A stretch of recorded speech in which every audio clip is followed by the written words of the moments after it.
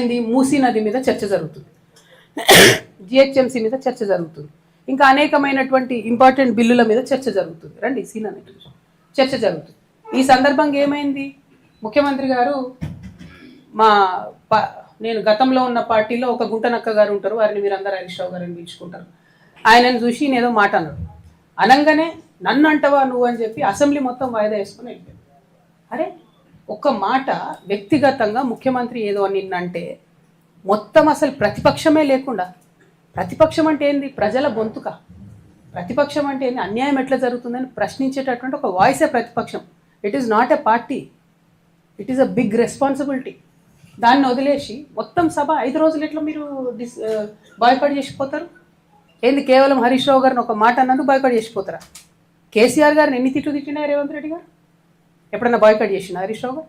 మొన్న ఈ గుంటనక్కకు deputy floor leader ఇవ్వగానే నేను చెప్పిన బీఆర్ఎస్ పార్టీని ఎవరు కూడా కాపాడలేరు అసెంబ్లీకి రాకపోతే అని. ఏం చేసిరు నిన్న?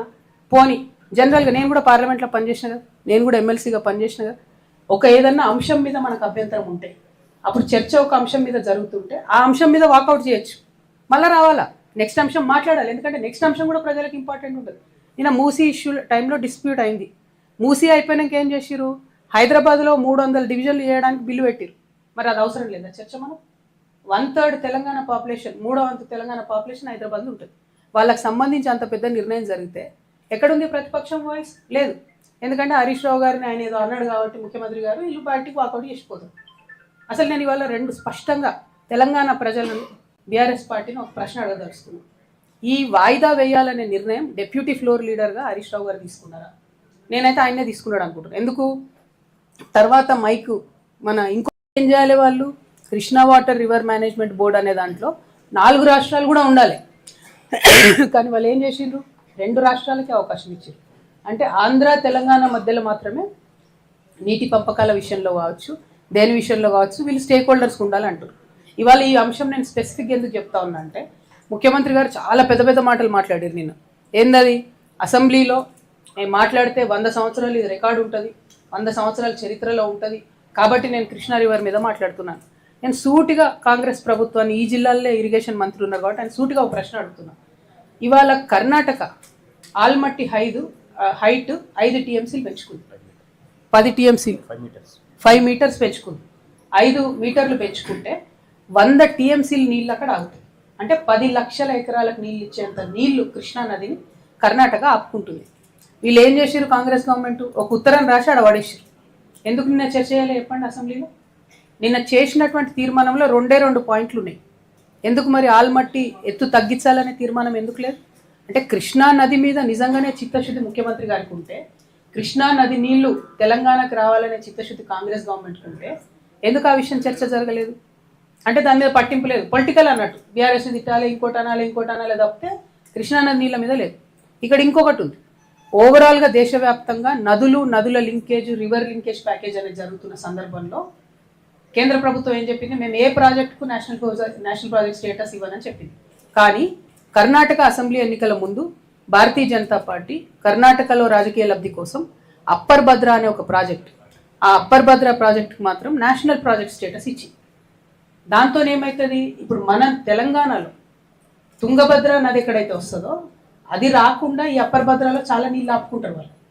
అంటే కృష్ణా నదిని పరిపుష్టం చేసేటటువంటి తుంగభద్ర నది, డైరెక్ట్గా కృష్ణా నది మీద కడుతున్నటువంటి ఆల్మట్టి డ్యాము, ఈ రెండిటి మీద కూడా కర్ణాటక డైరెక్ట్గా దాడి చేస్తుంటే ముఖ్యమంత్రి ఒక్క మాట కూడా ఎందుకు మాట్లాడలే నిన్న? అక్కడ కాంగ్రెస్ గవర్నమెంటే, ఇక్కడ కాంగ్రెస్ గవర్నమెంటే, మీరు పరిష్కారం చేసుకోవచ్చు కదా, చెయ్యరు. మరి మహారాష్ట్ర ఉంది, ఇవాళ నాడు మనకు మహారాష్ట్రతో పంచాయతీ లేదు, రేపటికి రూపం లేదు అంటారు. రేపటి నాడు ఏమవుతుందో ఏం తెలుసు?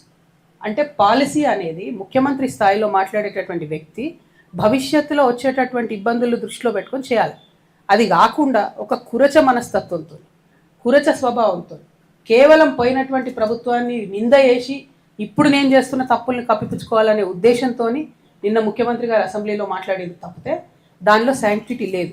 నేను కాంగ్రెస్ ప్రభుత్వాన్ని, ఉత్తమ్ కుమార్ రెడ్డి గారిని డిమాండ్ చేస్తూ ఉన్నాను, మీకు నిజంగా కృష్ణా నది మీద చిత్తశుద్ధి ఉంటే మీరు ఇంకొక రెజల్యూషన్ చేయండి. దాంట్లో నిన్న ప్రవేశపెట్టారు కదా ఒక తీర్మానం, అట్లా అసెంబ్లీలో ఇంకో తీర్మానం ప్రవేశపెట్టండి. ఇంకా 3 రోజులు నడుస్తుంది కదా అసెంబ్లీ. ఏంటిది, కర్ణాటకలో అప్పర్ భద్ర ప్రాజెక్ట్కి నేషనల్ ప్రాజెక్ట్ హోదా ఇవ్వడం మాకు సమ్మతం కాదు, మాకు తుంగభద్ర నదిలో నీళ్లు తగ్గిపోతాయి, మా పాలమూరుకు అన్యాయం జరుగుతుంది ఒక తీర్మానం చేయండి. 2 ఆల్మట్టి హైట్ తగ్గించమని ఇంకో తీర్మానం చేయండి. ఈ 2 చేయకుండా మీరు ఎన్ని మాట్లాడినా రేవంత్ రెడ్డి గారు పాలమూరు జిల్లా బిడ్డలైతే మిమ్మల్ని క్షమించారు. ఇంకొకటి, ముఖ్యమంత్రి గారికి మేము ఈ గద్వాలు, నాగర్ కర్నూలు ఇవన్నీ తిరిగిన తర్వాత వారికి అర్థమయ్యేలాగా క్షేత్రస్థాయిలో పరిశీలన చేసి చెప్పినాం. ఇప్పటికన్నా నారాయణపేట్, కొడంగల్, మక్తల్ స్కీమ్కి మీరు జూరాల నుంచి ఇంటేక్ పాయింట్ మార్చుకోండి అని చెప్పినాం. మేము ఇప్పుడు కూడా చెప్తున్నాం, జూరాల నుంచి మీరు ఇంటేక్ పాయింట్ మార్చుకుంటే పాలమూరు జిల్లా అట్లనే రంగారెడ్డి జిల్లా మొత్తం కూడా సస్యశ్యామలం చేయడానికి ముఖ్యమంత్రి గారు దారేసినట్టు అవుతుంది. పాలమూరు జిల్లా ప్రజలు మిమ్మల్ని కలకాలం గుర్తుపెట్టుకునే అవకాశం ఉంటుంది. ఇంత మంచి అవకాశాన్ని మీరు జారవించుకొని చరిత్రహీనులు కావద్దని కూడా ఈ సందర్భంగా ముఖ్యమంత్రి గారిని నేను డిమాండ్ చేస్తా ఉన్నా. అచ్చా, కాంగ్రెస్ పార్టీది ఈ డ్రామా నిన్న అసెంబ్లీలో. ఇక బీఆర్ఎస్ పార్టీ ఏంది, మొన్నటి రోజు ఏమైంది, మూసీ నది మీద చర్చ జరుగుతుంది, జిహెచ్ఎంసీ మీద చర్చ జరుగుతుంది, ఇంకా అనేకమైనటువంటి ఇంపార్టెంట్ బిల్లుల మీద చర్చ జరుగుతుంది. రండి సీన్ అనేది చర్చ జరుగుతుంది. ఈ సందర్భంగా ఏమైంది, ముఖ్యమంత్రి గారు నేను గతంలో ఉన్న పార్టీలో ఒక గుంటనక్క గారు ఉంటారు, వారిని మీరు అందరూ హరీష్ రావు గారిని పిలుచుకుంటారు. ఆయనను చూసి నేనేదో మాట అన్నాడు, అనగానే నన్ను అంటవా నువ్వు అని చెప్పి అసెంబ్లీ మొత్తం వాయిదా వేసుకుని వెళ్ళిపోయాడు. అరే, ఒక మాట వ్యక్తిగతంగా ముఖ్యమంత్రి ఏదో నిన్నంటే మొత్తం అసలు ప్రతిపక్షమే లేకుండా, ప్రతిపక్షం అంటే ఏంది, ప్రజల గొంతుక, ప్రతిపక్షం అంటే ఏంది, అన్యాయం ఎట్లా జరుగుతుందని ప్రశ్నించేటటువంటి ఒక వాయిసే ప్రతిపక్షం. It is not a party, it is a big responsibility. దాన్ని వదిలేసి మొత్తం సభ 5 రోజులు ఎట్లా మీరు బాయ్కాట్ చేసిపోతారు? ఏంది, కేవలం హరీష్ రావు గారిని ఒక మాట అన్నందుకు బాయ్కాట్ చేసిపోతారా? కేసీఆర్ గారిని ఎన్ని తిట్లు తిట్టినా రేవంత్ రెడ్డి గారు ఎప్పుడన్నా బాయ్కాట్ చేసిన హరీష్ రావు గారు? మొన్న ఈ గుంటనక్కకు డిప్యూటీ ఫ్లోర్ లీడర్ ఇవ్వగానే నేను చెప్పిన, బీఆర్ఎస్ పార్టీని ఎవరు కూడా కాపాడలేరు అసెంబ్లీకి రాకపోతే అని. ఏం చేసిరు నిన్న? పోనీ జనరల్గా నేను కూడా పార్లమెంట్లో పనిచేసిన కదా, నేను కూడా ఎమ్మెల్సీగా పనిచేసిన కదా, ఒక ఏదన్నా అంశం మీద మనకు అభ్యంతరం ఉంటే అప్పుడు చర్చ ఒక అంశం మీద జరుగుతుంటే ఆ అంశం మీద వాకౌట్ చేయొచ్చు, మళ్ళీ రావాలా, నెక్స్ట్ అంశం మాట్లాడాలి. ఎందుకంటే నెక్స్ట్ అంశం కూడా ప్రజలకు ఇంపార్టెంట్ ఉంటుంది. నిన్న మూసీ ఇష్యూ టైంలో డిస్ప్యూట్ అయింది. మూసీ అయిపోయినాక ఏం చేసిరు, హైదరాబాద్లో 300 డివిజన్లు చేయడానికి బిల్లు పెట్టిరు. మరి అది అవసరం లేదా చర్చ? మనం 1/3 తెలంగాణ పాపులేషన్, 3వ వంతు తెలంగాణ పాపులేషన్ హైదరాబాద్లో ఉంటుంది. వాళ్ళకి సంబంధించి అంత పెద్ద నిర్ణయం జరిగితే ఎక్కడుంది ప్రతిపక్షం వాయిస్? లేదు. ఎందుకంటే హరీష్ రావు గారిని ఆయన ఏదో అన్నాడు కాబట్టి ముఖ్యమంత్రి గారు వీళ్ళు పార్టీకి వాకౌట్ చేసిపోతారు. అసలు నేను ఇవాళ 2 స్పష్టంగా తెలంగాణ ప్రజలను, బీఆర్ఎస్ పార్టీని ఒక ప్రశ్న అడగదలుచుకున్నాను. ఈ వాయిదా వేయాలనే నిర్ణయం డెప్యూటీ ఫ్లోర్ లీడర్గా హరీష్ రావు గారు తీసుకున్నారా? నేనైతే ఆయనే తీసుకున్నాడు అనుకుంటున్నాను. ఎందుకు, తర్వాత మైకు మన ఇంకొక డెప్యూటీ ఫ్లోర్ లీడర్ గారికి ఇస్తే, సవితమ్మ గారికి ఇస్తే, వద్దు నేను మాట్లాడా, నా టైం కూడా హరీష్ రావు గారికి ఇవ్వండి అని ఆమంటారు. తర్వాత ఇంకో deputy floor leader Srinivas Yadav గారికి ఇస్తే, వద్దు నేను మాట్లాడా, నా టైం కూడా ఆయనకే ఇవ్వండి అంటారు. అంటే అందరు డెప్యూటీ ఫ్లోర్ లీడర్ గారికి ఈ యొక్క ఫ్లోర్ లీడర్కే టైం ఇవ్వండి అని అడిగితే వాళ్ళు ఇవ్వమన్నారు. సరే, కాంగ్రెస్ తొండి చేసింది అన్నది పక్కన పెడితే బీఆర్ఎస్ ఇష్యూ ఆలోచిస్తే ఈ నిర్ణయం హరీష్ రావు గారు తీసుకుంటే డెఫినెట్గా కేవలం బీఆర్ఎస్ పార్టీలో ఇవాళ మొత్తం హరీష్ రావు గారే ఆయన ఒక గుంపు తయారు చేసుకుంటున్నారని క్లారిటీగా అర్థమైంది. 2, ఒకవేళ ఆయన నిర్ణయం కాదనుకుందాం, కేసీఆర్ గారో పైనుంచి పార్టీ నుంచి వర్కింగ్ ప్రెసిడెంట్ గారో చెప్పారు అనుకుందాం. నేను మాత్రం చెప్తా ఉన్నా, ఒకవేళ అట్లా అయింటే, నిర్ణయం పైనుండి వచ్చింటే డెఫినెట్గా ఇది శ్రేయస్కరమైనటువంటి పద్ధతి కాదు. ఏదైతే కృష్ణా వాటర్ మీద పెద్ద పెద్ద సభలు పెట్టాలనుకుంటున్నారో చట్టసభలో చెప్పే అవకాశం వచ్చింది, చరిత్రలో నిలిచిపోయేటటువంటి మాటలు చెప్పే అవకాశం వచ్చింది, రికార్డ్స్ ఫ్యూచర్ జనరేషన్ చూసుకునే అవకాశం వచ్చింది. అది కాదని ఆ ఇష్యూ బయట మాట్లాడతామంటే ఇది కరెక్ట్ కాదు, శాంక్టిటీ అంతకన్నా కాదు.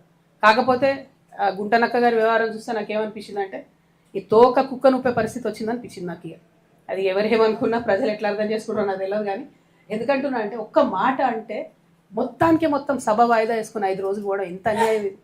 అసలు సభ పెట్టింది ఎవరి కోసం? నేను మొత్తం కాంగ్రెస్ పార్టీ ఇష్టం వచ్చినని చెప్తుంది, అబద్ధాలు 100 తప్పులు నేను రేవంత్ రెడ్డి గారు మాట్లాడిందని వీళ్ళు అక్కడ ఉండుంటే చెప్తారు కదా.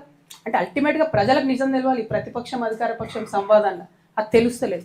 కాబట్టి నేను బీఆర్ఎస్ పార్టీకి హరీష్ రావు గారికి ఇలా ఏదో పవర్ పాయింట్ ప్రజెంటేషన్ ఇస్తాడట కదా, నేను 2 సూటి ప్రశ్నలు అడుగుతాను. మీరు ఆ 2 ప్రశ్నలకు జవాబు చెప్పి తర్వాత మీరు పవర్ పాయింట్ ప్రజెంటేషన్ ఏంటి ఏమని ఇవ్వండి.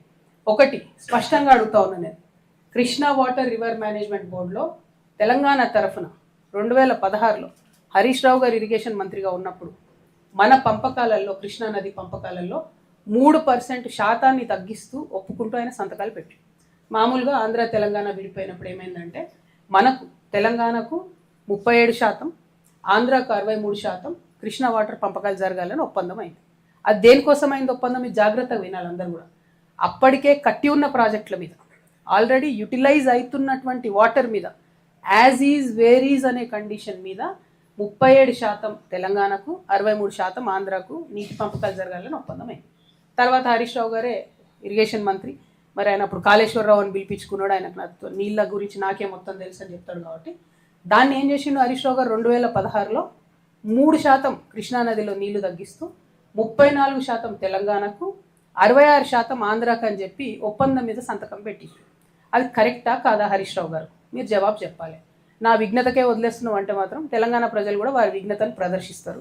అట్లా కాదు, ఇది కరెక్టా కాదా? ఇది ప్రజెంటేషన్లో మీరు ఆన్సర్ చెప్పి ప్రజెంటేషన్ ఇచ్చుకోండి. రెండవది, అసలు జూరాల సోర్స్ పాయింట్ తీసి మీరు శ్రీశైలంకి ఎందుకు మార్చారు? మార్చడానికి కలిగినటువంటి సాంకేతిక కారణం ఏంది? ఆనాడు కేసీఆర్ గారు కూడా ప్రజెంటేషన్ ఇచ్చినప్పుడు పాకాల జూరాల ఒక లింక్ పెడతామని ఇంకోటి అని చాలా చెప్పారు. అవన్నీ జరగలేదు. 100 అనుకుంటాం, 100 కావు. పాలిటిక్స్లో అయినా, ప్రభుత్వంలో అయినా, ఇంట్లో అయినా, అది మాకు కూడా తెలుసు. కానీ అల్టిమేట్గా ఇప్పుడు జరిగింది ఏంది? జూరాల నుండి శ్రీశైలంకి సోర్స్ పాయింట్ మారింది. ఎందుకోసం మారింది? నేను అలిగేషన్ చేస్తా ఉన్నా, కేవలం హరీష్ రావు గారి ధనదాహం కోసం మారింది. ఎక్కడైతే స్టార్టింగ్లో ఎల్లూరు అనేటటువంటి పంప్ హౌస్ ఉంటుందో ఆ pump house open pump house ఉండే, దాన్ని నేను అండర్ గ్రౌండ్ పంప్ హౌస్ చేయడంతో 1400 కోట్లకు ఎస్టిమేట్ పెరిగింది. దాంతో నష్టం ఏమైంది? ఆ పంప్ హౌస్ కింద ఉంటుంది, దాంట్లో ఒకటి వాటర్ పంపింగ్ కెపాసిటీ తగ్గింది, ఇంకోటి శ్రీశైలం డ్యామ్లోంచి మనం తక్కువ లెవెల్లో తీసుకోవాల్సినటువంటి వాటర్ 30 మీటర్ల ఎత్తుకు పెరిగింది. అంటే నిండుంటేనే తప్ప తీసుకోవడానికి ఉండదు, కింద లెవెల్లో తీసుకోవాలి.